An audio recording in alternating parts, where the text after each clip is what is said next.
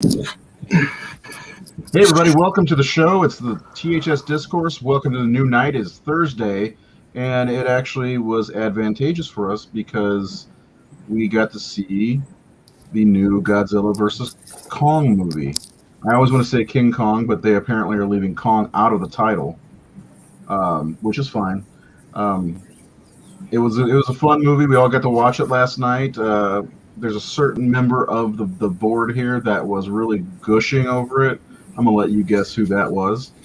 Um, well, for good reason. It was a fun ass movie. I had fun. I think we all had fun. I have no idea about Jared. Jared never says anything anymore. It's like, hey, what's the show topic? Okay, that's it. I never get getting love from Jared anymore. Scott Montgomery's here. Scott, you got to see it. Good deal. Loved it. Yeah, I think you're gonna find that is the same for us. I'm gonna go ahead and introduce my friends. Or well, I don't want to assume anything. It makes an ass out of me and you. So to my right, no left, it's Seth T. Miller. I always say that because you have to have the T in there. Is there a reason for that? That was just like from when I was like really into writing a lot. That was my pen name. So Yeah. Seth T. Miller. Okay, I'll remember that. Yeah, well, we got a lot. It's important to have that T. Well, we're all pretentious. Look at us. I'm Raymond Merrick, Ray Merrick III. You're Seth T. Miller. Then we got Nathan Thomas Miller, the three-name guy, and then we got Zombie Survivor. That's code name. Wow. Anyway, Seth, how you doing tonight? Not too bad. How about you? I watched a fun movie last night, so I had a good day at work. I don't have to work tomorrow. I'm happy, ish. Anyway, we've also got the aforementioned. Is that right? Nathan Thomas Miller. How you doing, buddy? I'm good. You sound good. Yeah. I just rushed to get here. Yeah. Were you getting food? Because that's the only reason to rush. No, my daughter's on vacation. She wanted some new shoes, so we're at the mall, and she got her some Doc Martens. She's that cool. That's very cool. Congratulations! Very cool. And I ended up, that was her thing. She's been looking at. She's officially a teenager, right? I said, I've wanted some for like 30 years, and I said, screw it, I'm getting some. So we've got them both. Nice. We both got them. Did you also get that seatbelt cover that you wanted to get from Amazon? No. Okay, I think you're missing out, but and then of course we got Jared. I think you should. Jared, how you doing this evening? Not bad. Just got off work. Do you remember when we used to tell everybody our Twitter handles like it mattered? Mm-hmm. Yeah, it doesn't matter. Anyway, Twitter's dumb. So, like I said earlier at the beginning of the episode, first of all, subscribe to the channel. We've got 654 people subscribed to the channel, and you can see all the new hauls that I've been dealing with. Like I got these in the mail today. Yay! More Hammer. Talk about the movie. I gotta go. My lawyer's calling me. Dun, dun, dun. All right, Godzilla versus Kong. Yeah, I was gutting last night because it's funny because I grew up on the King Kong movie from '76, so it came out the year I was born. So that was the movie I watched. I never really got into Godzilla. But when the 2014 movie came out, I really dug it, and I was like, "Hey, this is cool. I like this." And then Kong Skull Island, I just absolutely loved.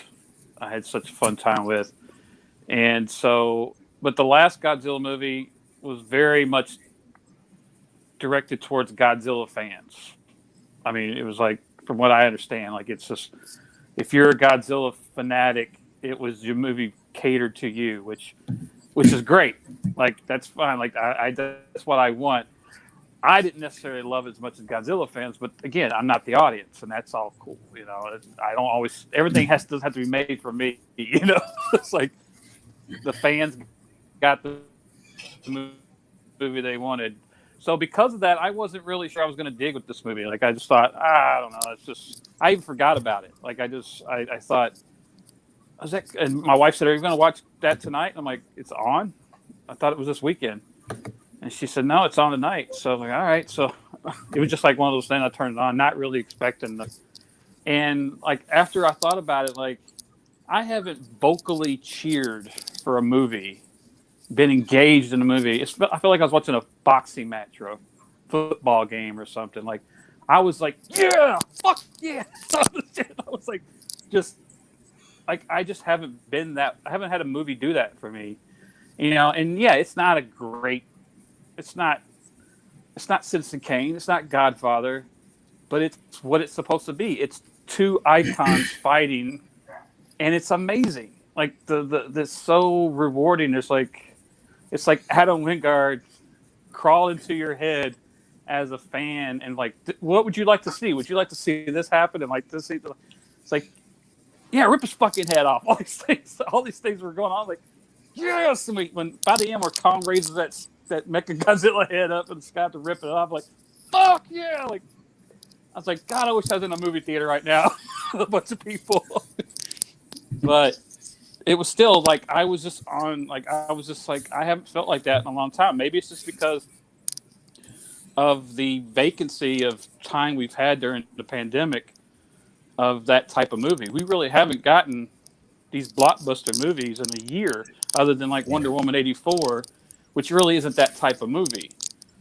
But this is just like pure fun, like they used to be. And like, as we pointed out, all the action movie nods, the Die Hard nods and the Lethal Weapon nods, which I was just reading that Adam's like one of his favorite movies of all time is Lethal Weapon 2. And apparently there was shitloads of Lethal Weapon 2 references in the script that didn't make it to the film.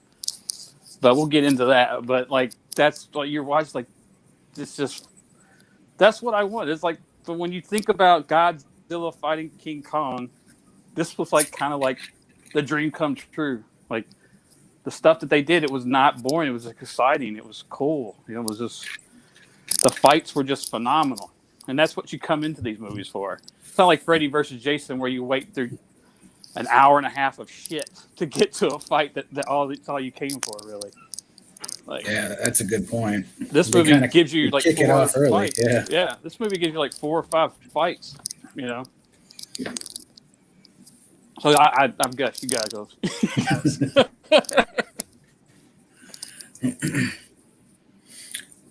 Well, as I was telling the guys before we got online live that I actually hadn't seen Kong Skull Island or the King of the Monsters Godzilla, but I saw the 2014 one. And I actually saw Shin Godzilla, which is another good one if you guys haven't seen that one, the Japanese one they did. And kind of like Nate, I'm not the biggest Godzilla guy. I mean, they made like 25,000 of them back in the 50s and 60s. Mm-hmm. Guy running around in a rubber suit. Blah, blah. I mean, they're hokey, but they're fun. But something about King Kong, like there's such a humanization to his story and just like breaking it down on a human level that always directed me and leaned me towards his story more. And getting to see both of those sides collide last night, like there was no hokey Godzilla, that you know, it was just a fierce, badass, fun time. And like Nate alluded to, there was a couple of really fucking fuck yeah moments, like when they really first got to Hollow Earth and got King Kong realized what he was up against, like that first fight when he got into, oh man. I mean, I guess we can go into spoiler alerts, but when I don't know what that thing was, like a giant pterodactyl thing, ripped his fucking head off, it drank his blood. It drank his blood, man. I literally said, fuck yeah. He ripped his fucking head off and drank his blood. Yeah. By the way, spoilers, we're talking about the movie. Don't watch if you haven't seen the movie. Yeah. Obviously, I think we would have little to talk about for the next hour and a half. But just like having not had the previous other 2 movies under my belt, I think it was still a very serviceable movie. Like Seth was saying there wasn't a whole lot of like continuity with Kong Skull Island, but even not knowing the history of those 2 movies, it was still a fun watch. I really fucking enjoyed it. I rewatched that today because I did like Skull Island, and I highly recommend it. For if anything, just for John C. Reilly's character alone, he's so great. Yeah. That has one of my favorite line, and that's where they say, "Hey," because if you don't know, like he's like a World War II pilot who's been stuck on Skull Island for 30 years, and he's like meeting these people he hasn't seen, like people from the real world in 30 years, and somebody's telling him like what we've done in the years, and he said, "Yeah, we put a man on the moon." They put him up there. He's up there. What's he eating? I just fucking love that. What's he eating up there? Yeah, I mean, like you guys, like I'm not like a big fan. Like I'm not very knowledgeable of like, especially the Godzilla movies. I know I saw a bunch like when I was a kid, because they were always on TV. And you know, I liked them enough where I would watch them. And I've seen the original King Kong like many times, the old one with Fay Ray there or whatever. And amazing movie. Yeah, and but I do like this new universe that they were building with, you know, Godzilla 2014. Kong Skull Island is my favorite of the bunch, even still. But yeah, this new movie was it was really fun, and I was actually surprised of how much attention they gave Kong. Like he was really pretty much front and center. He was almost like the main character of the movie. I would say so, yeah.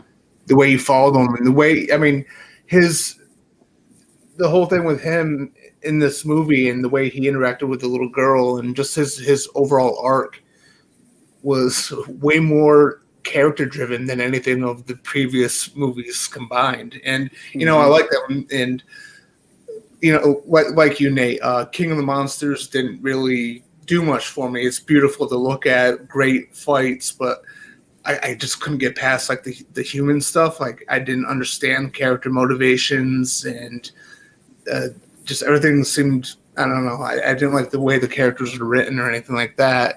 So I went into this expecting, hey, it's gonna be a cool monster movie, big monster fights, and probably no good character work. And you know, the human side, yeah, it's still that same problem with the previous two Godzilla movies. Yeah, definitely.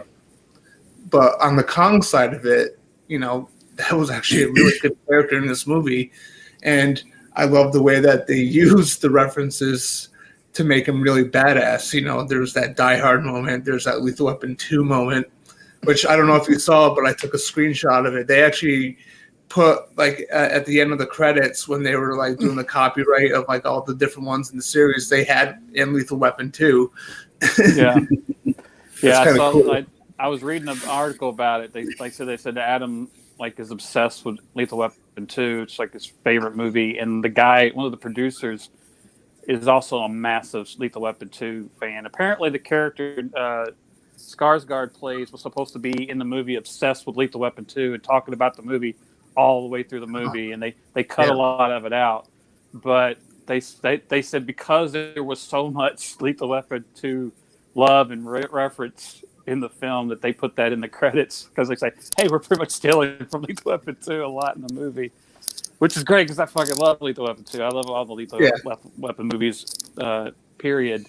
Yeah, but like that Die Hard scene, jumping off the aircraft carrier as Godzilla's, you know, blasting up. It's like, oh shit! Like, again, it's like this, like Adam.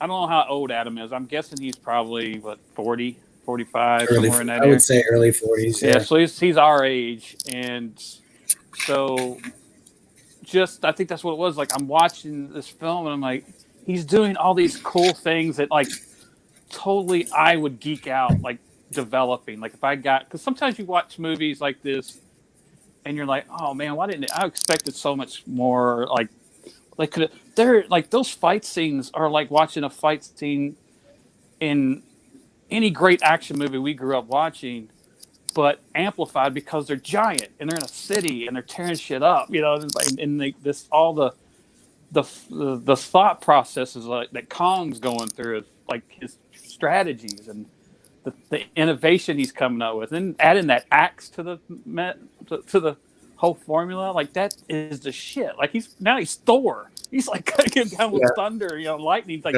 tear, like when he fucking kills Mechagodzilla, which Mechagodzilla, when I heard they were bringing him in the movie, I thought, but he was badass. Like that was really well done to the point where I felt the threat. I felt like, oh, he's cool looking. I want a toy of that or something. I want a figure of that figure because he was cool.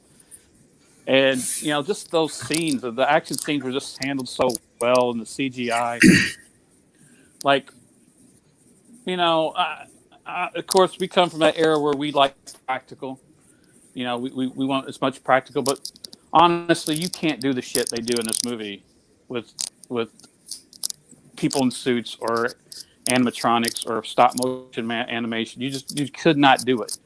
And so you have to either say, look, we can't, let's embrace this, because look, I don't love all the Transformer movies, but when the Transformers are fighting, that's some amazing shit. I mean, it is like, to me, I'm like, remove yourself from your 30-year-old, 40-year-old, 50-year-old jaded ass and think about if you were 10 years old and watching Transformers 2, you would have been you've been your favorite movie in the world, and this movie would have been, if I'd seen this movie in 1983 with these type of moments, these type of things, it would have been my favorite movie of the year. But because I'm a jaded middle-aged guy, there's going to be people like, well, the story's kind of. I heard people like, oh, how do people have that technology? Like, we don't have this advanced technology. Like, dude, it's a movie with a giant lizard, and 8 fighting each other. Like, you're worried about the tech that the humans have. Like Chris Hall, I don't know if Chris is watching, but I saw him made a comment to somebody about that, saying, like, when did we abandon our,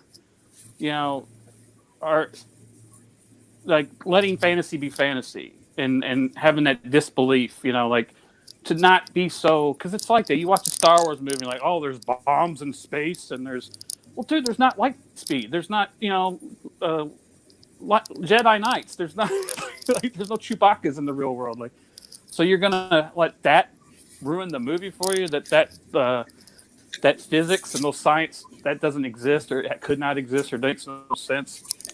It's a movie. Yeah, and like they pretty well established this world in the other movies. This is a world where there's different types of monarch areas, facilities where they have all these monsters, where people are aware that these monsters exist, where San Francisco was destroyed in 2014 pretty much, and it's, I mean, it at its core, this is science fiction. So yeah, science fiction. Plus, someone made a really good point in that same conversation that Chris was on. Mankind is actually very innovative and fast moving when we are faced with a threat. Think about this vaccine that we have. I mean, this should have not happened that fast. And so when mankind is dealing with something that's a big threat, we don't waste time. I mean, maybe some people do, but science, it's like we will find a way to overcome this or advance. I mean, just we went to the moon, for God's sakes. I mean, like, who would have thought in 1940s that was going to happen? Some people don't believe this happens, but, Stanley Kubrick did it. Just everything that we've had, just cell phones, like Louis C.K., like, we take things for granted, like Louis C.K., like, oh, this phone sucks. Like, no, it's taking a message from here to space and back. That's amazing. That's incredible. Even your shittiest cell phone is amazing, and he's right. So, but we had to make those advancements, and we're making those advancements. So, is it really far-fetched to think that there are these super geniuses? Like, you've ever listened to Elon Musk talk?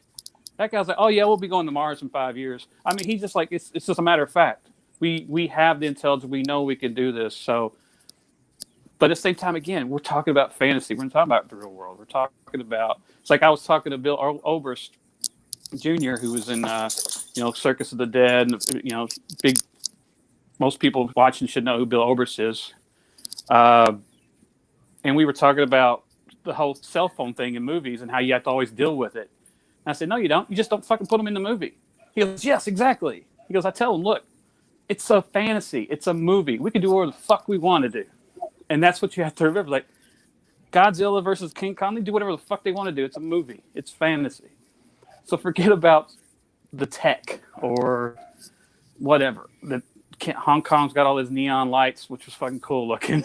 That was cool. That was so cool, man. I was like, we're seeing Tokyo, we're seeing all that neon lights, which really added something to the whole spectacle. And then we could see Kong climbing a skyscraper. It's like the greatest hits of these two worlds, characters coming together. It was just not. I mean, I've seen people disappointed with it, and it sucks that people are disappointed.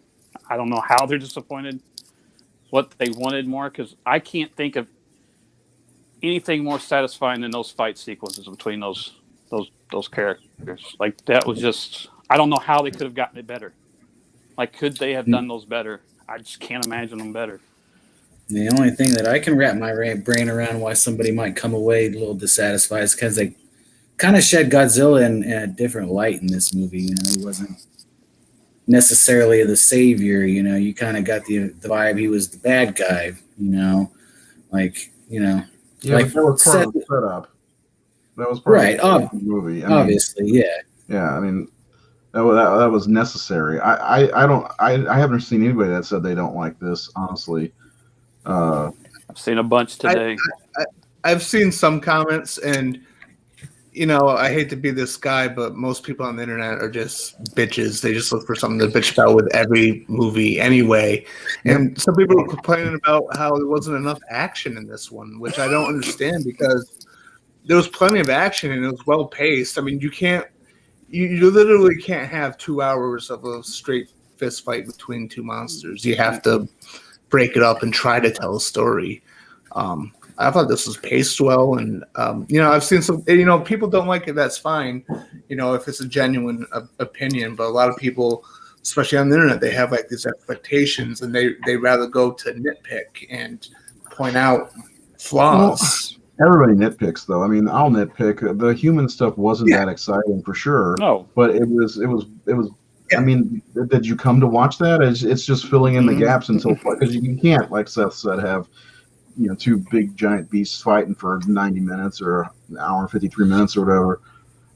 But I didn't hate the cast. Like the first Godzilla movie in this series was like really boring in my opinion. More so than the King of Monsters or whatever the hell that other one is called. I actually like that one better.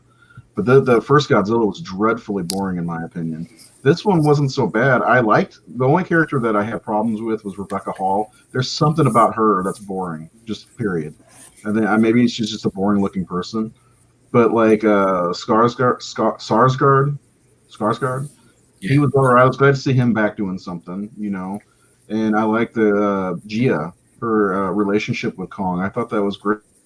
You know, it's a little something different. She's the last of the Iwa? Whatever. What is it? Yeah. You know what I'm talking about. Yeah. Yeah, they were. Yeah, that was one of the best parts of the movie, was that little girl and that connection, and they're talking to one another and understanding one another. How is that happening? Yeah, and I mean, I mentioned it earlier, Ray, when you weren't on, is you know, like King Kong was pretty much the main character, and he had the most character work, and you know, it's like it's not a shocker for me to watch a movie like this and the human stuff to not be so great. I expected it by this point. You know. Yeah. I mean, it's part of my issue with King of the Monsters, but that's just because of trying to understand the human character's motivations. I just can't wrap my head around all the stuff that was established in that. But at the same time, you know, like Ray said, you know, you don't come to watch this movie for the human stuff. You come to watch it for the monster stuff. Yeah, if you do, you're doing it wrong. You're watching this movie the wrong way, and that might be dumb to say, but it's true. You're watching this movie the wrong way if you come to see. Oh, I can't wait to see the performance of the guy who built, you know, the Mechagodzilla. I don't even know who that guy was. I don't know who that actor was. Oh, the guy, the main guy. He was in Hateful Eight. He was one of the Was he? Bad guys, the knife guy. and he's been in a few other. He was in the Conjuring, the Nun one. He was in the Nun, wasn't he? Oh, it seems the Nun was boring. Yeah, that movie was. Yeah, that movie's awful. I don't like that. One of the most forgettable movies ever. Yeah, and we'll talk about the Conjuring series closer to the new movie coming out for sure, because I do want to get into that. Well, I will say there were still bright spots for the human cast. You know, like Alexander Skarsgård and Millie Bobby Brown's always a pleasure to see her. I think she's going to be a huge actress eventually. She already kind of is. You know, and then the kid from Deadpool, too. I mean, well, the standout, I don't know his name, was the podcast guy too. Yeah. He was fun. You know, there were good characters. This movie kept my attention the entire movie more than the other three. Well, except for Skull Island. I don't know why anybody would have any. They're just trolls and angry people out there on the internet who hate everything. That's what it is. Yeah, I think Seth is actually, his brother is one of those people. So. I haven't paid too much attention to them today because, again, like, you can't change the reactions of the people who did. Like, I just feel bad that they didn't have the same joy that I felt last night. Like, I agree. I was just like, wow, like I had so much fun, and that's just a blast. Like, but then again, maybe it's just because I wasn't so invested in it. You know, like, a lot of times when you feel that way, it's usually because you're so invested in this franchise or this, and I'm just not invested in Godzilla. I just never connected with it. And I respect that. I know it's like, I mean, the Godzilla fan base is as big as any fan, like, as far as, like, I mean, it's just like Star Wars or Star Trek, or that's a whole huge history of fandom that I'm not a part of. So, I mean, I can understand, like, it's like going to see a new Star Wars movie. I'm always a little, after I see it, a little like, did I love it or did I not? You know, because you got all these expectations because you love it so deeply.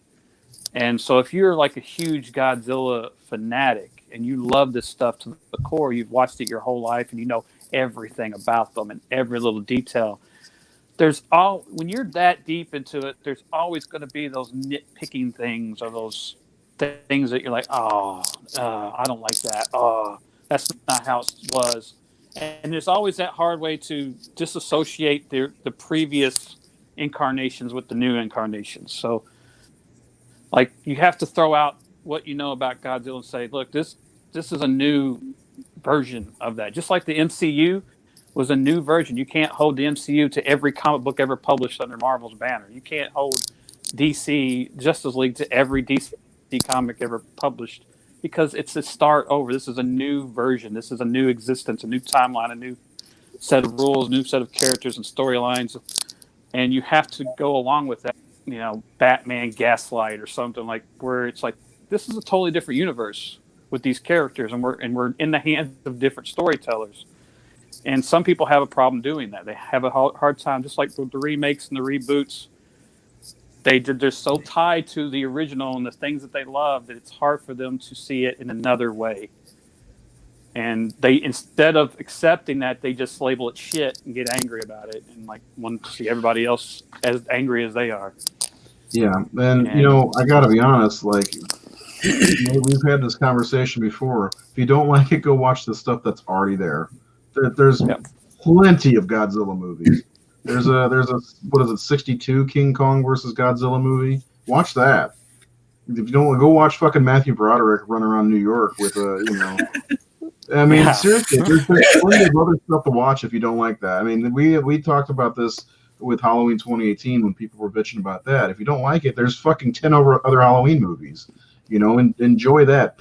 Halloween has become, you know, choose your own adventure. Godzilla can be the same way. I mean, there's 1,000 Godzilla movies. Literally, there's like 40 of them. So I had fun with it. I'm not a Godzilla fan. I like Kong. I saw you mentioned it earlier on your Facebook that you saw the remake of Kong from '76, I think. Yeah. That was my first experience. That and King Kong Lives, and I just fell in love with the guy. I never was scared of him or anything like that. I just fell in love with him because he was so cool and so big, and he was kind of sympathetic. And I love King Kong. I never got Godzilla. I mean, Kong had a personality. Godzilla never did, as far as I could tell. you know. But did you guys like the scene Because where? Godzilla, I mean, King. Go ahead. Go This ahead. is more important than what I'm about to say. No, you go Mine's a ahead. joke. No.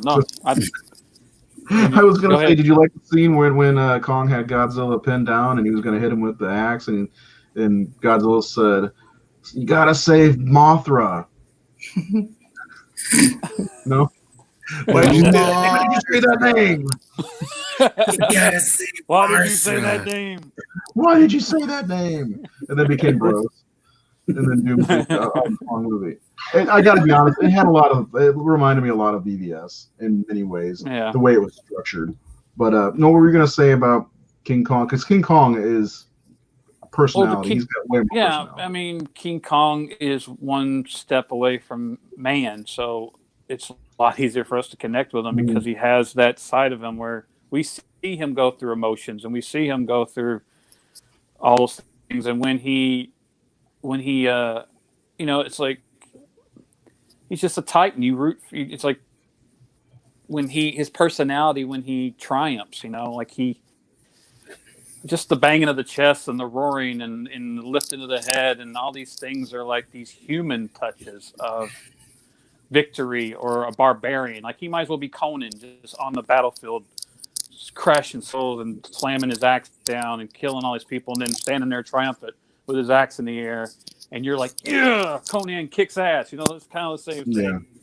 Banging your chest, this primal alpha male kind of thing where, he might as well be, Muhammad Ali, or Mike Tyson knocking out somebody just like, yeah, I'm standing over him.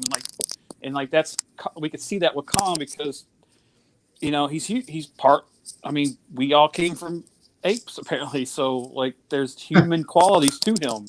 That's a whole different conversation. Well, yeah, it's a whole different, whether you like evolution or whatever, but Yeah. it's undeniable to say that apes don't act like humans. I mean, they don't. We're very similar. Yeah, look at Whereas Congo. we're not similar. I don't see anything connected to Godzilla. I mean, Godzilla is this elemental, old god type figure, which is cool. But there's something about. There's also Kong feels like the underdog because he kind of is, because he doesn't have this fire, nuclear breath, whatever the hell it is Godzilla That can has. blow a hole through the whole world. Yeah, he can put a hole through the whole world. That was crazy. Yeah. Whereas, like because that's what it is. When Godzilla shows up to go after Kong, we really do feel like King Kong is outmatched. Like the people feel that way.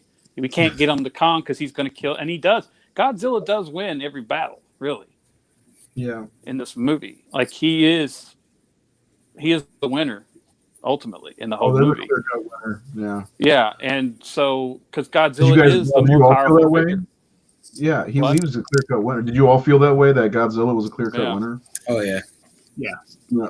Beat him within 2 inches of his life, pretty much. Yeah, well, yeah, they had to. I sat there and thought, are they going to have to give him a fake heart like in King Kong Lives? Is that anyway? I want to go back.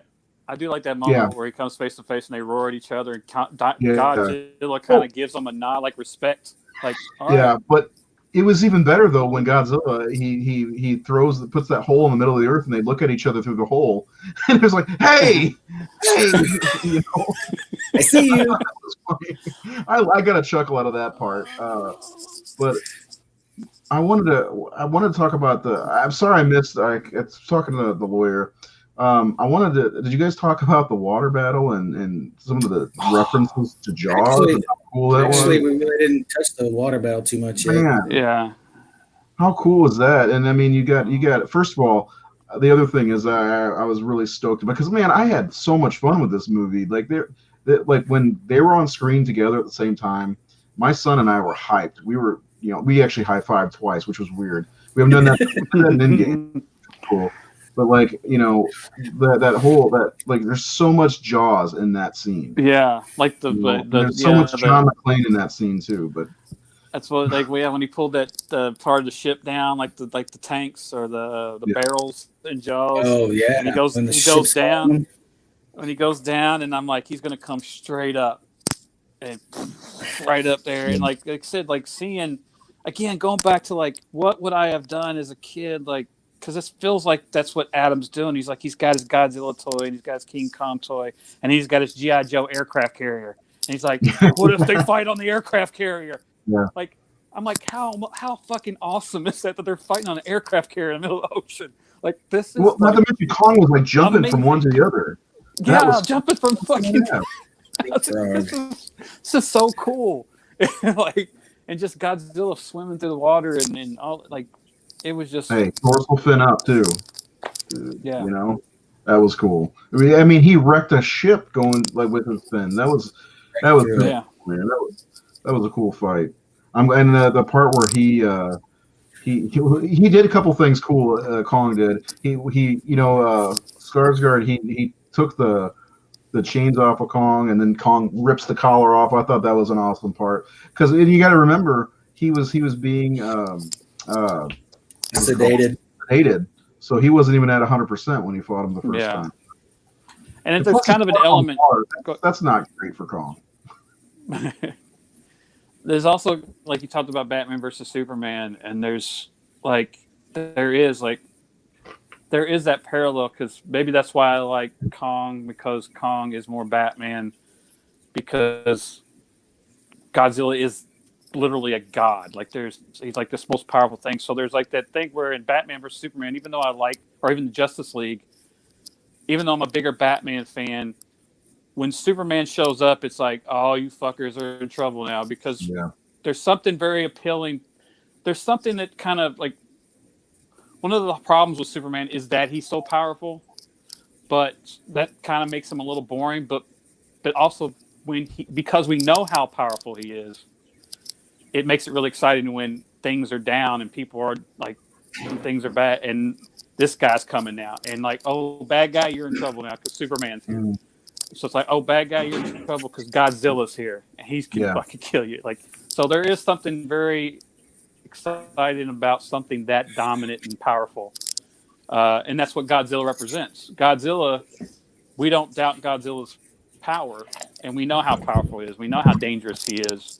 So when he shows up, there's something really exciting about his appearance, more so than Kong. Kong is an underdog to me, in my opinion. Like, we feel like when Kong is fighting, he's often matched. He's not outmatched. Godzilla is definitely a character, is uphill battle for King Kong. Mm-hmm. And because Godzilla just has this power he doesn't have.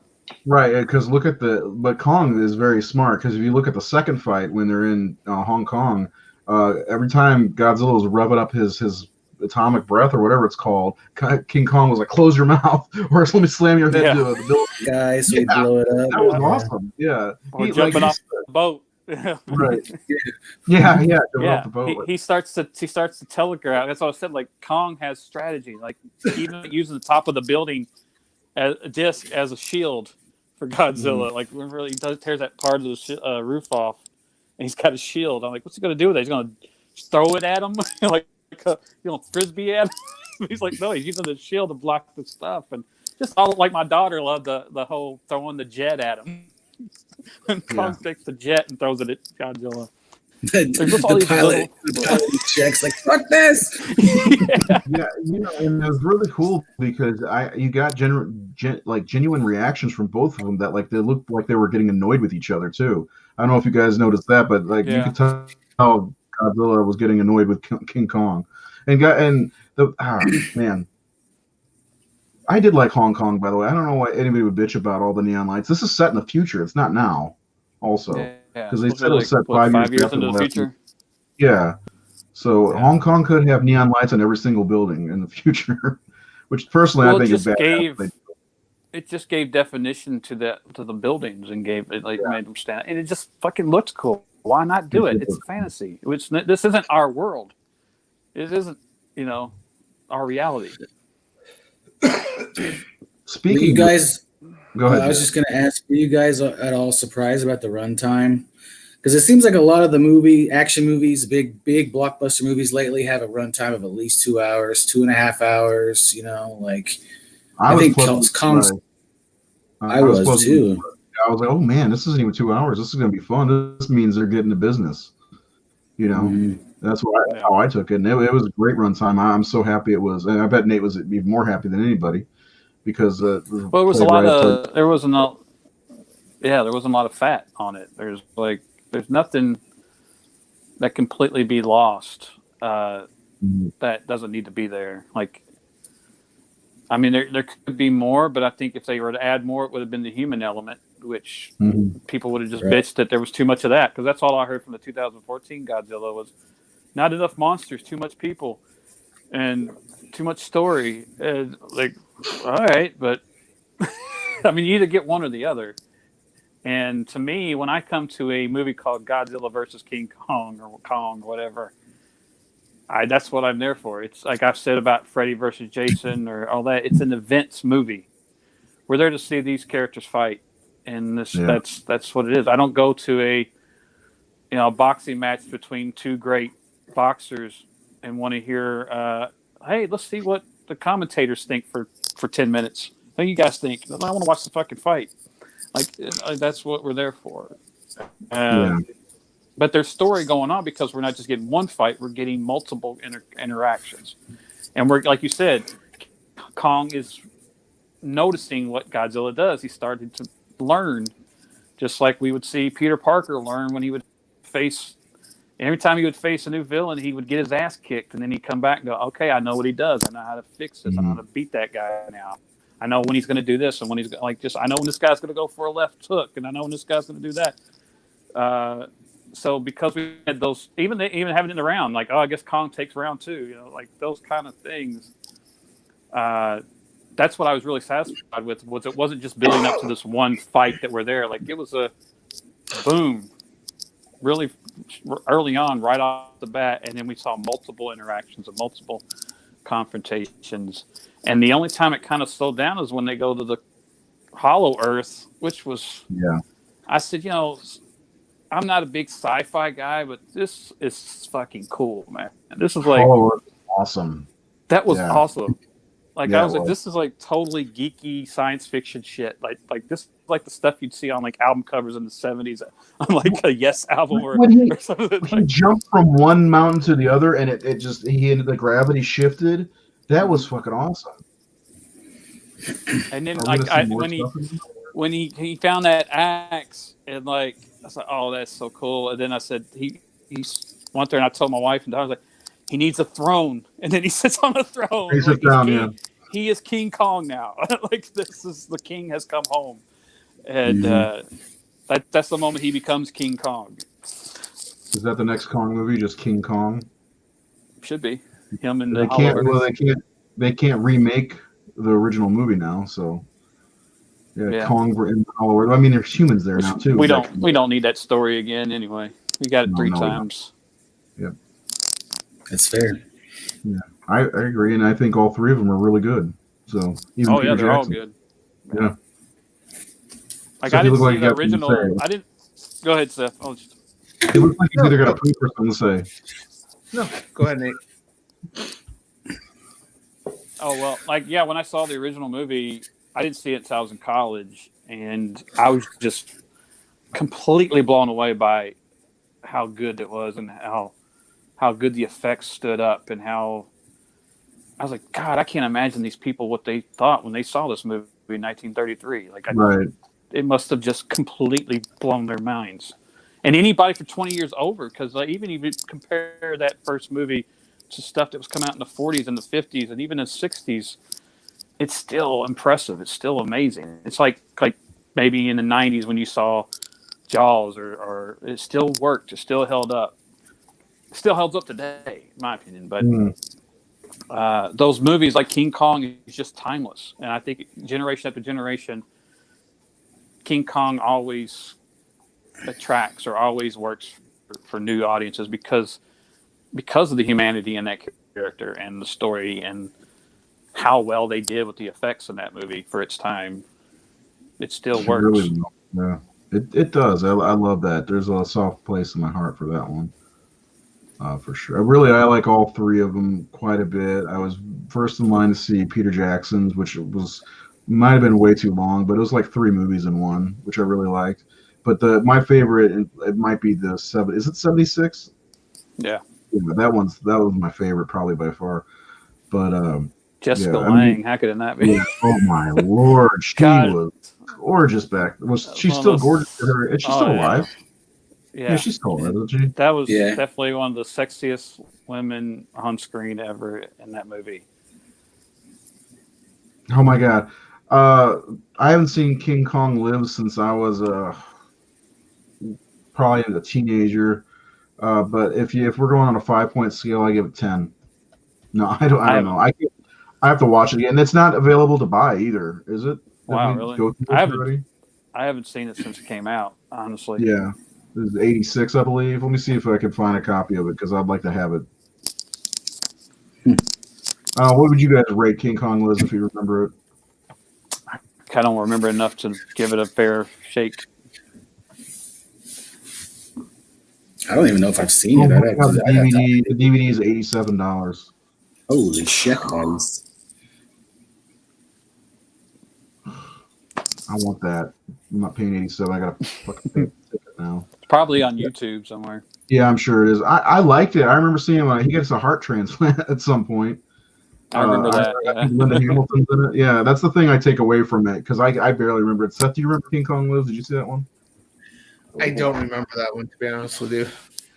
I said in the beginning of the show, like I've seen a lot of like the King Kong and Godzilla movies, like when I was a kid, but it's been a long, long time. I probably know a little bit more about the Matthew Broderick Godzilla. Unfortunately, I have that on Blu-ray. I was gonna say I looked because I have a King Kong collection. I wanted to see might have been there, but it's just Son of Kong and the original on a DVD. And then I've got you know these. I've seen some. This is actually coming out from Scream Factory, so I'll be getting that. The 70, 76 one. Mm-hmm. Yep, I'll be getting that at some point. Even though it takes Scream Factory like 6 weeks to send you shit. So anyway, yeah, I mean, that's the one Scream Factory should pick up is King Kong Lives. May as well. Maybe it works. Maybe they should tap you to do the cover. They got the new. I saw it was Hugh Fleming did the new one, and I mean, he was a fucking legend. I mean, it's a gorgeous cover. Yeah, I'm definitely excited about that. What else do we want to say about this movie? Because there's a lot. It was a lot of fun overall. Did you guys get into those? Huh? Well, go ahead. Say. I was gonna get into those 80s action references that are in the movie. Yeah. I about lost my shit when he fucking popped his shoulder back into place. I saw that. I'm like, oh my god, I got to message everybody. But I was like, I wasn't sure if everybody had watched it yet. I was like, I got to say something about this. This was so cool. I looked at my son. I was like, he did a Martin Riggs. He's like, what's that? I was like, he popped his shoulder back, and I showed him a scene from I think it was Lethal Weapon 2. Which one was the one where he did the Straight Jacket? Was that the second one? Yeah, part 2. Yeah, that's the one that I showed him. Yeah. And of course, out of context, it's like, why is that guy in a straitjacket? Hey, it's a Sigmund. Yeah, it's and then of course the Die Hard jumping off the boat when the blast goes. Awesome. I was like, as soon as he did, like, holy shit, it's John McClane. He looks exactly like. Did they get Bruce Willis to come in mocap for that? Okay, we need you for one scene, and then we got Mel Gibson coming in for one scene also. That's it. Yeah, that was pretty cool. I mean, you could even go a step further and talk about the fighter jet. Like whenever the guy when he's getting ready to throw the jet, I was wondering if he's going to hit his head on the top part like Goose. Goose. Oh, just tons of 80s references in there. Kong is like saying you're the disease and I'm the cure in sign language. I'm the cure. As he's got Cobra in the background. Well, no, I was waiting for Kong to jump in the fucking black car. And when Mecha Godzilla comes out, it's like. Okay. You know what?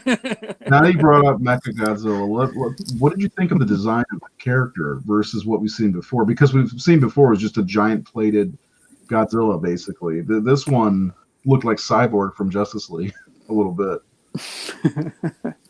I thought it was cool, man. Yeah, I thought it was really cool. I mean, also, did you know that, like, right at the beginning, I was like, that looks like an eye at the very beginning when it showed. I think it was Mechagodzilla's eye, wasn't it? At the very beginning, the round red.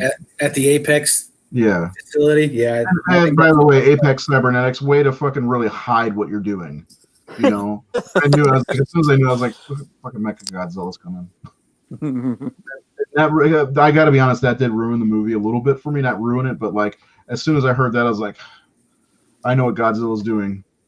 He's not being an asshole. He's attacking because he knows, because it was the skull of Rodan. Is that right? Ghidorah. I don't know their names. Ghidorah, I'm not a big monster guy. Yeah. Subject Zero, Titan Zero, or whatever. What'd you think of Mechagodzilla?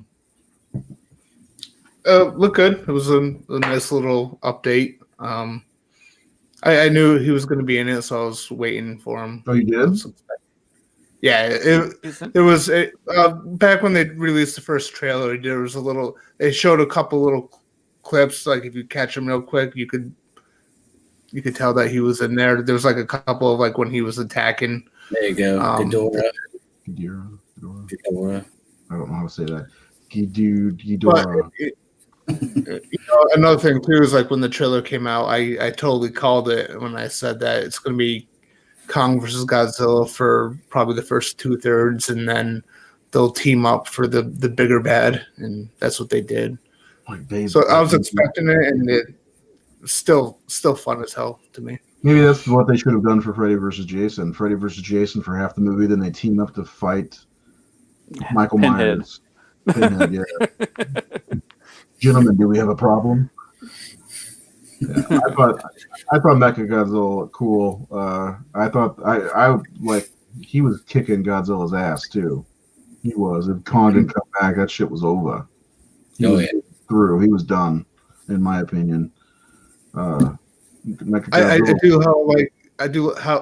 like how at first they were kind of making it seem like it was going to be someone from Apex controlling the Mechagodzilla, but then it just took right over, and I kind of like that aspect. Yeah. That guy that was controlling, he was the son of the guy from the last one, right? He looked like fucking Johnny Depp. Did he not look like Johnny Depp? An Asian Johnny Depp. Yeah, like Asian Johnny Depp is here. Yeah, he's got the hair. Not the mustache, the little mustache. Yeah, actually his control center was super fucking cool looking too. I love that line. This would be a fucking great DJ's booth. Yeah. Right?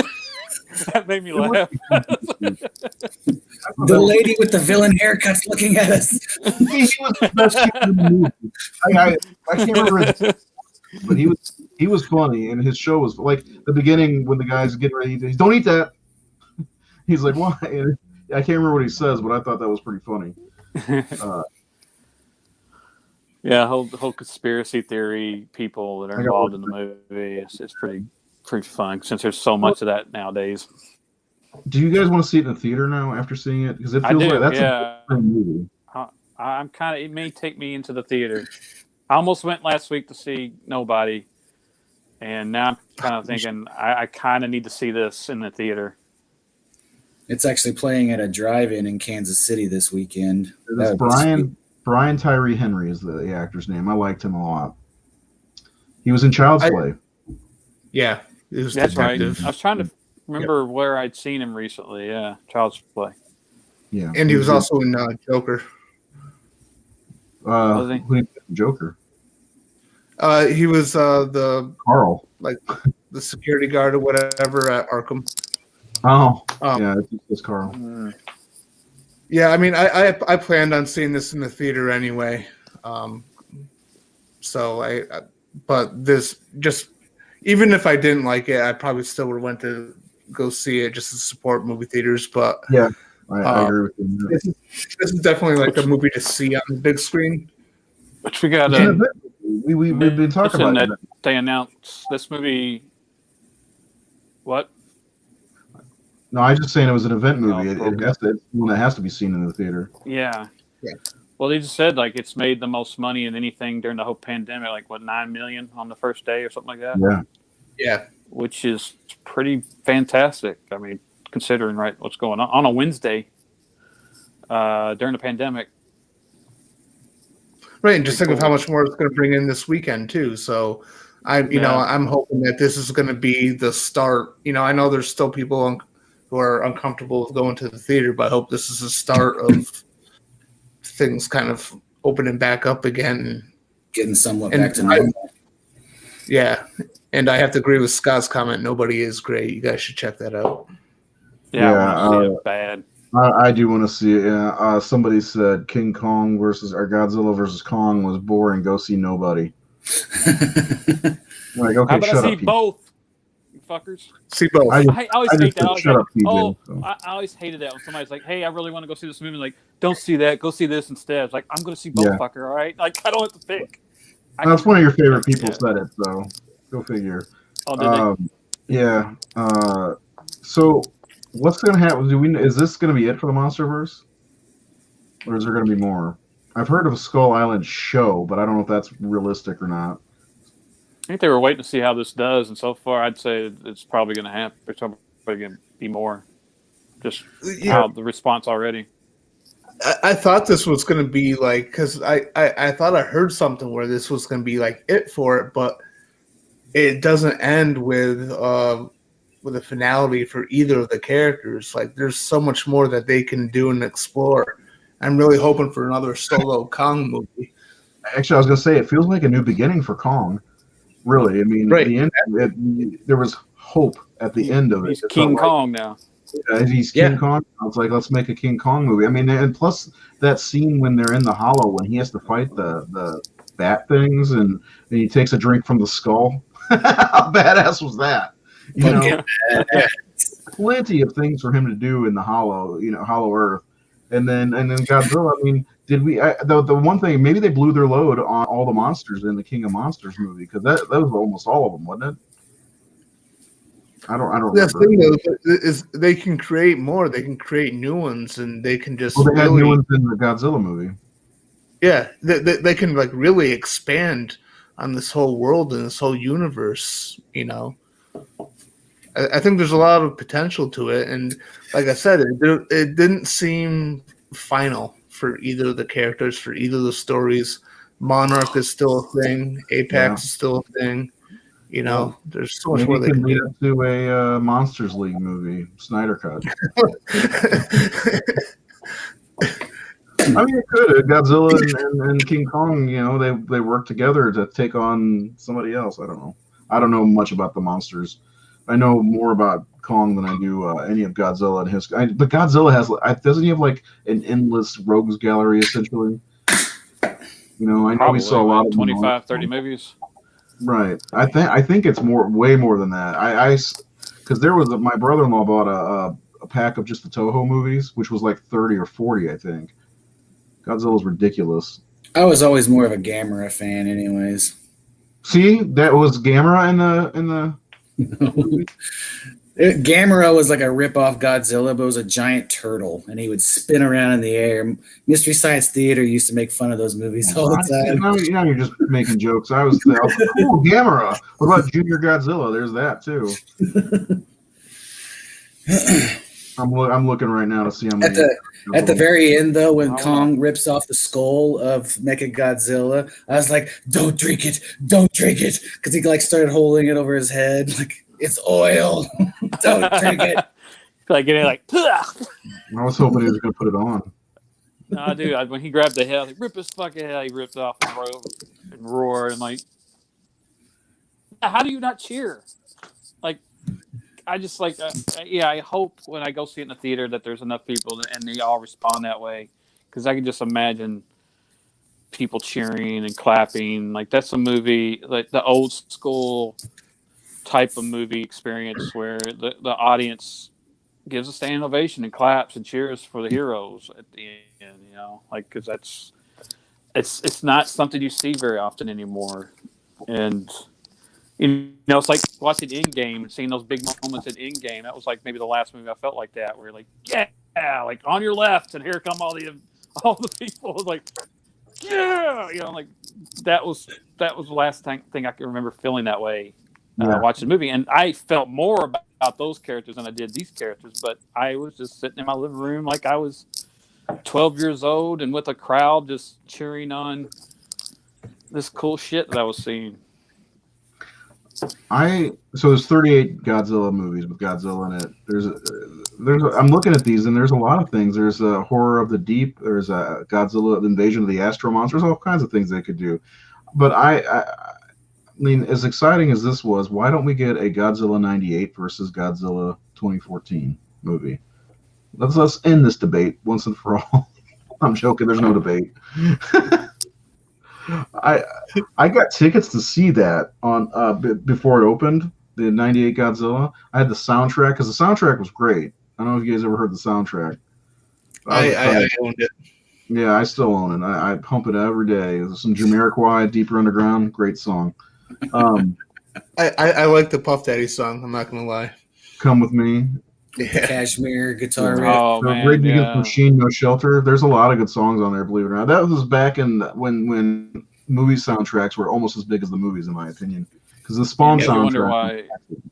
It made you wonder why it take us so long to use Cashmere as a sample for something. Because it's one of the great guitar riffs. Too bad it wasn't using a better song. I mean, it's an okay song, but yeah. I don't know. I kind of want to watch that stupid movie again. I got to be honest. I don't.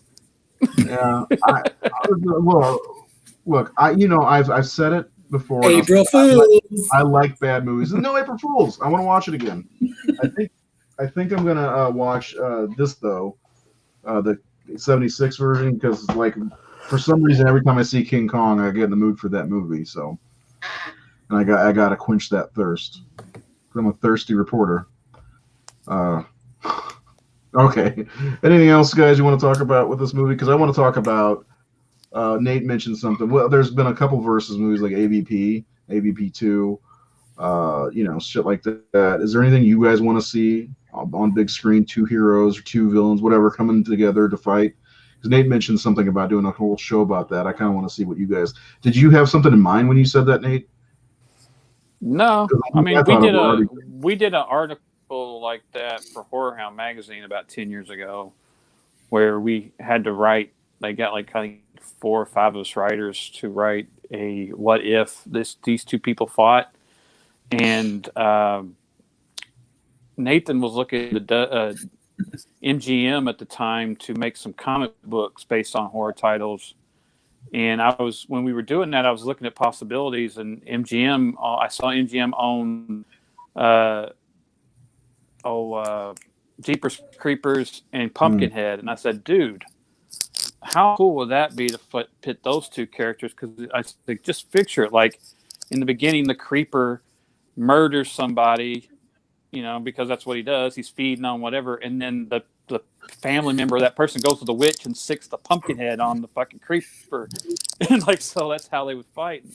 And now, I told them, and they go, I want to fucking see that movie now, And we did another one where we had Critters versus Gremlins, and then some really The Thing versus the Blob, and then there were some really unique ones like Paul Nashi's werewolf fighting the Blind Dead, and then I think the other one was Wishmaster fight versus Leprechaun, and I had to do this big piece, like a double page spread of all that going on, so all those characters fighting each other in this big scene. So that was fun, but I there's always been that thing. I think the Creeper versus Pumpkinhead would be a cool fucking movie. I think the Stuff versus the Blob would be good. The Stuff versus the Blob. There you go. What about the Night of the Creeps Slugs versus the Slither Slugs? I don't know. That's ridiculous. I mean, they both infect the brain, don't they? Kind of. Yeah. What's going on with your lights there, Seth? Is it time to be quiet? No, it was It's a quiet time. Okay, lights out. 5 minutes. You gotta take go ahead. No, I was gonna say, when you said that, I was racking my brain. Like, I can't think of anything I'd like to see. They've done Freddy versus Jason. Was poor. They've done Alien versus Predator. How about Jaws versus Great White, which is an Italian horror? Well, you had like a lot of the comic books did. Like, didn't the Terminator fight like RoboCop and shit like that? Like, Yeah, and I like think that. Terminator's even fought the Predator. So yeah, so you could take stuff like that. Somebody said the Boogans versus Chud. Yeah, I don't know what Boogans is, honestly. What about Vic from Megadeth and Eddie from Iron Maiden? I'd pay to see it. Yeah. You take. You just think of like a character that's big and just powerful, and just another one, and what could exist. How could you make those things exist in the same world? And what would be interesting? Like, people have always talked about like Michael Myers versus Jason. I said that would be boring to me. Like, you have to, like, what made Jason versus Freddy work is because Freddy has a voice and personality, and he could mock or talk, and like that's why Ash coming in would have been even cooler if you threw him in the mix. Well, there's that. You have to have, you got to have something there. Also, I feel like Jason would annihilate Michael Myers. He would. Like, Michael Myers is a human being. Jason is a unstoppable force. Really. Come on. What do you guys think? Oh God. Man versus the I don't know. unstoppable force. Jason was getting his ass whipped by a teenage girl with telekinesis, so I don't know. But that was telekinesis. Michael Myers would have gotten beaten just as bad. Who knows what Michael Myers is capable of? I don't know what. Poked in the eye with a fucking hanger. That's what he's capable of. Yeah, Jason would beat Michael Myers. I'm telling you right now. What about Leatherface? let's put him up against somebody. How about Chucky versus Leatherface? That'd be a weird movie. You can't catch me, fucker. Was it John Carpenter like working with Clive to make a Hellraiser versus Michael Myers movie or something? Wasn't there something like that? Yeah, Halloween. They were going to do it because of the success of Freddy vs. Jason, and Clive had agreed to write it, and John had agreed to direct it, but they didn't really give out that information when they put out an online poll asking people what they wanted. The CODs were against the idea, so they put out a poll, and I was one of the people that voted no on it. It doesn't sound very. Had I known that Carpenter was going to direct it and Clive Barker was going to write it, I probably would have been a little more open for it. But do you think Clive Barker and John Carpenter just got drunk one night? Let's troll the fans. Yeah, was it people first? It'd be cool. Yeah, that's the weird thing about these type of gimmick movies is some of these things, they just don't work well together. I mean, even technically speaking, Freddy and Jason had no place being in the same movie together. But if you ask me, 20 years ago, whatever, this whole question about what type of like versus movies I'd want to see, I could probably list a shitload. But right now, I'm just not into that anymore. Like the Godzilla vs. Kong was really cool and it's cool to see, but at the same time, I'm kind of like, it just seems like a gimmick to me, and I'm just. Well, it is a gimmick, but I mean, how about this? This is my pitch. I want Michael Myers versus Jason Voorhees, but I want the Michael Myers from Spirit of Haddonfield to go up against Ghost Jason because it's both Vince DeSante, and I want to see him fight himself. That's dumb.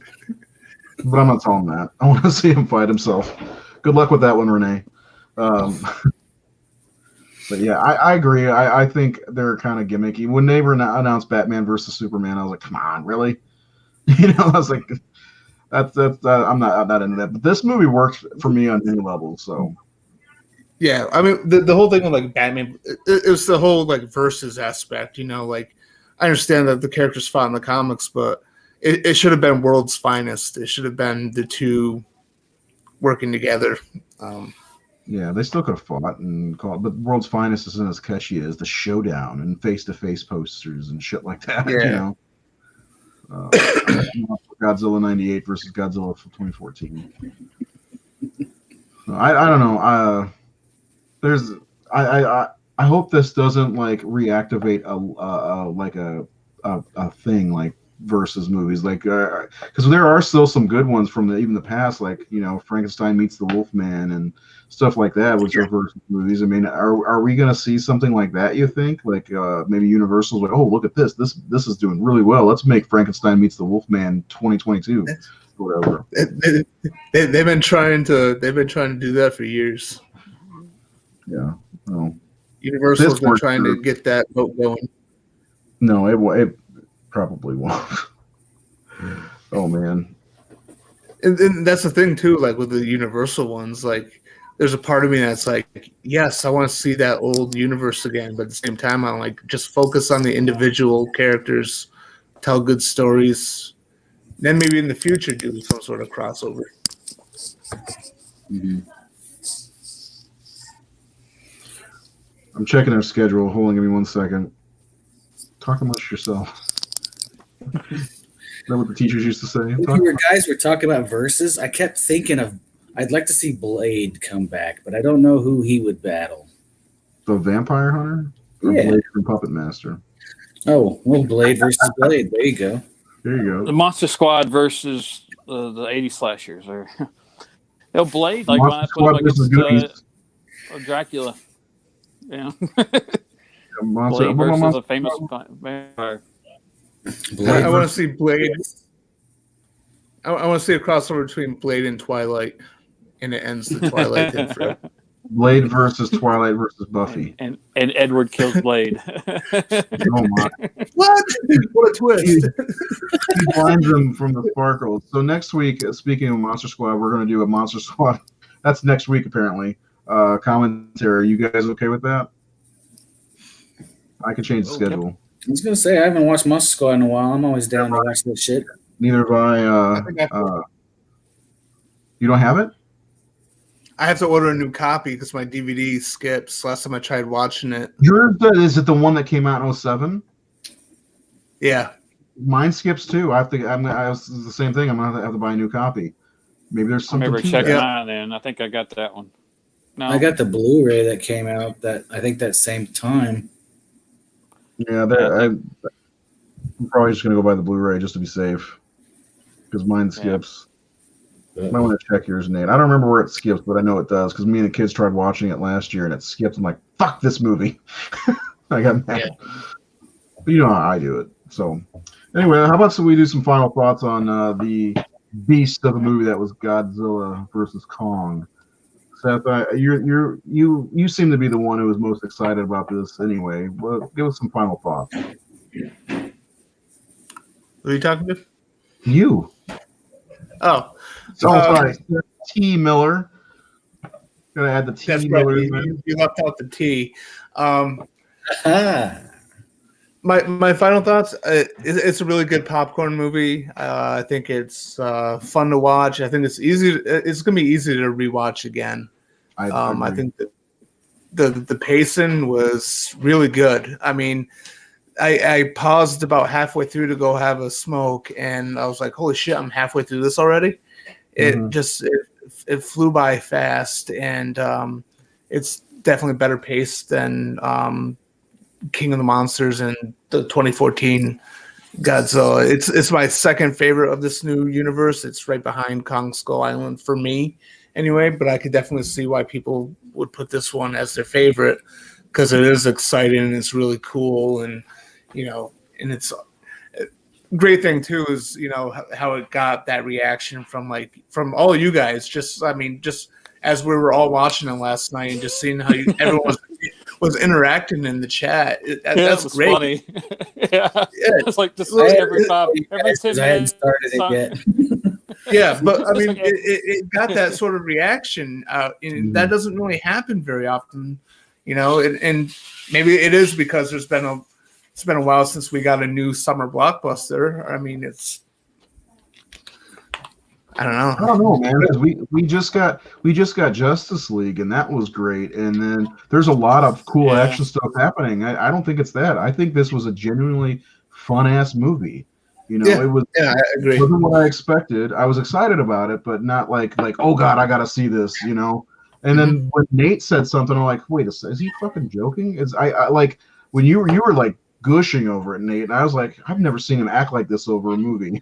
This has got to be good. So I turn it on, and I'm like, okay, I see what he's talking about. You know, I see what he's talking about. It was fun. I think I was just stunned. I didn't expect it, and I'm like, I'm loving this shit. This is badass. Like I think I texted you right after the sea fight on the boat on the ships, and I'm like, this is fucking badass, and we're only in like 20 minutes or something. Like, where is this gonna go? And it just kept getting better. And like, oh my! I think after the Tokyo fight, not Tokyo, the Hong Kong fight, I'm like, oh my god, guys, this is so badass. And I just was feeling that. Like I don't know. I do. It is a really fun movie, but I do think people were getting so spoiled with movies because to the point where you really didn't have time to stop and appreciate what you were seeing anymore. So all you heard was meh, not impressed. Every time, like a Marvel movie would come out, and like you get a Marvel movie every 3 months, and then you get a DC movie, and then you get a Star Wars movie, and you get like we were just overloaded with this type of entertainment. Whereas now it's been so small that we're back to that point where we just are hungry for stuff. So maybe Justice League wouldn't have been as feverishly off like when we saw it if we hadn't been so hungry. I mean, not saying it's not good, but I'm just saying that I get what you're saying. I'm just hungry for this stuff, and I haven't been in a movie theater since Invisible Man, and I'm like, and everybody has that same anticipation, you know. Yeah, I'm not spoiled. I'm not getting it every month. I'm not going to the theater every month or every few weeks. I'm not renting movies from Redbox every few weeks. I'm not seeing big premieres. A lot of the movies we've been seeing over the last few years have been good, but they've been small independent films that people are like, hey, we're not going to show them in theaters anyway, so let's go ahead and release them on Hulu or Netflix or whatever. And they've been great, but they're not these kind of movies like these. We're used to getting these big movies in theaters every month or so, and we just haven't gotten them. And so I think this is probably the biggest one since COVID started. Yeah, I think that I said, I told people, I think once COVID's out, people are just it's the best thing about COVID is that we're not going to take stuff for granted as much as we did. Oh, we're going to appreciate things. Things are going to taste better and feel better if you allow them. If you still want to live in your cantankerous, everything sucks, then you're going to not enjoy anything. But I think a lot more of us are going to enjoy these things a whole lot more because we're going to have an appreciation for it because we're not spoiled with it anymore. And hey, yeah. I just think that's part of it. It may not be a great movie. There's people like, it's always going to be those people. It's not as good as you all think it is. It's always that fucking crowd, no matter what the movie, I just saw Chick-fil-A isn't as good as you all think it is. I mean, it's just all this constant shit. I read that today. That's why I brought it up. Like, it's not as good. It's like, look, if fucking people think it's delicious, just let them fucking think it's delicious. Who cares? It's not your choice. If people love this movie, just shut up. Let them enjoy it. Right. There's always going to be that crowd. And it's not as good as y'all think it is. Chick-fil-A. It's fucking delicious. It's fucking delicious. Yeah, it is. Fuck people who why? Knock allergies. Oh, that sucks. Yeah. Chick-fil-A is delicious. Yeah. I think you guys are right. I think this is the biggest movie that's come out of all this. I mean, the Snyder Cut doesn't really count, does it? Because it's already it was already basically out in 2017. Right. But I think the anticipation counts, but yeah. Yeah, it was. Jared, what you got some final thoughts about Chick-fil-A? Oh, that's cool. I mean, you guys pretty much hit the nail on the head. Like, this is just a fucking fun popcorn movie that needs to be seen on the big screen. Yeah. And if you have a big screen at home, you already enjoyed it. But I mean, IMAXs, like the theaters are opening back up. Hell, it's playing in a drive-in in Kansas City. It's an hour away from me. That'd be fucking awesome. Like, it's just, I did come out a little bit early, so it doesn't feel like quite a summer blockbuster. But I mean, it's a blockbuster for sure. Yeah, and don't forget, it leaves HBO Max on the 30th. Yeah, it's only going to be on there for 30 days, guys. So if you don't have HBO Max, sign up for the 7-day free trial. Watch Justice League, Godzilla versus Kong, and Actually, why don't you wait until the 23rd so you can see Mortal Kombat, because that looks fun. Oh yeah, that one too. In my opinion. And I don't think Justice League's leaving anytime soon. I don't No, think that's going to stay. So it's like one of their shows or whatever. Right. And then the black and white version's coming out, and I don't know. Is it? Yeah, I think so. I don't know if I would want to watch that. I have no interest in seeing that, to be honest. I like the Justice League movie and everything, but black and white doesn't do anything for me. It's just a tribute to how Zach had to watch it until he got to release it, is what I've heard. But anyway, yeah, Godzilla versus Kong was awesome. I was not expecting to have as much fun with it and being as vocal about it while watching it and cheering it on. That is definitely a movie you want to see with a theater full of people. Thanks for anybody who watched the show and hit the subscribe button. I'm starting to do a lot of haul videos on the Horror Syndicate's YouTube page, not Facebook. So please check that out. Please hit the like button on YouTube. We need more people to watch. We don't need them. I mean, we're 10 away from the mark of the beast, guys. 10 away. Oh yeah, 60. Are we really? Oh, okay. Well, I'll just shut the page down when we get there. We'll be done. But next week, it sounds like we're going to do a extra fun, extra special commentary event, the Monster Squad, which I love. Not as much as I think Goonies is better. Sorry, but I do love the Monster Squad. You guys love the Monster Squad, right? Oh yes. Yep. Oh yes. I was 7 years old when that came out, and just getting into horror, it was perfection. Okay, I was those kids. It's the gateway for many kids, man. Yeah. I think that was their literal age. I think I was 87, so I was 11. Yeah, I was the little kid guy. Mummy's in my closet. Yeah, you were Eugene. Yeah, Eugene. Fuck. No, you guys were younger than me, Seth and Jared. So eat it. I was always Rudy. Okay. No. Anyway, I might have been Phoebe's age when that came out, but yeah. Whenever I played around in the yard with my brother, I was always Rudy. Always Rudy. Everybody's Rudy. I want to. You know what? I want to be the guy who makes Fat Kid eat the candy bar. That guy's an asshole. The kid from the Wonder Years. Yeah. Anyway, thanks for watching the show tonight. Check us out on YouTube, Facebook, thehorrorsyndicate.com. Seth just ranked the Paranormal Activity movies. They're better than you think they are. Don't listen to what people say. They're not bad, because we're going to do a whole fucking episode on them. All 6 of them, you assholes. Not you people watching, just the people who say they're bad movies. And if you're watching, that made no sense. Have a good night. We'll see you next week with a commentary. It'll be a fun time. Join us and make sure you get a copy of Monster